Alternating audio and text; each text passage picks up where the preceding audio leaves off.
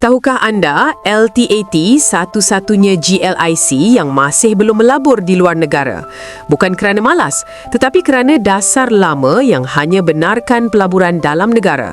Dalam sesi perbincangan tertutup bersama editor pada Rabu lepas, Ketua Pegawai Eksekutif LTAT Muhammad Ashraf MD Radzi memberitahu tabung persaraan tentera itu sedang berbincang dengan Bank Negara Malaysia dan berharap lampu hijau datang sedikit masa lagi.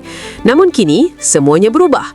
LTAT mahu lebih agresif masuk ke pasaran global, kurangkan kebergantungan pada pegangan strategik domestik, hartanah dan ekwiti persendirian. Lihat KWSP, pelaburan antarabangsa mereka menyumbang lebih 50% pendapatan dalam 3 suku pertama 2025, walaupun hanya 39% daripada aset. Suku ketiga sahaja, ringgit Malaysia 13.33 bilion datang dari luar negara. LTAT kini rancang tingkatkan peruntukan kepada aset lebih cair, 20% ekwiti awam dan 20% instrumen pendapatan tetap menjelang 2030. Asas kami adalah pasaran awam.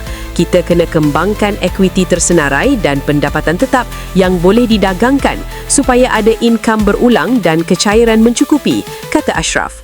Semua ini sebahagian daripada pelan 5 tahun Gempur 30 untuk pastikan dana lebih kukuh dan mampan. Datuk Seri Mohamed Khalid Nordin kata, Gempur 30 akan letakkan LTAT pada kedudukan lebih kukuh untuk urus simpanan pencen tentera. Dari satu-satunya GLIC tanpa pelaburan luar negara, LTAT kini bersedia jadi pemain besar, global, cair, income mantap. Jangan pandang rendah LTAT. Bak kata orang era tular sekarang, LTAT tengah upgrade level dan ini baru permulaan. Kalau KWSP boleh buat duit gempak dari luar negara, kenapa LTAT tak boleh ikut sama? Masa depan pencen tentera insya-Allah lebih solid dan power.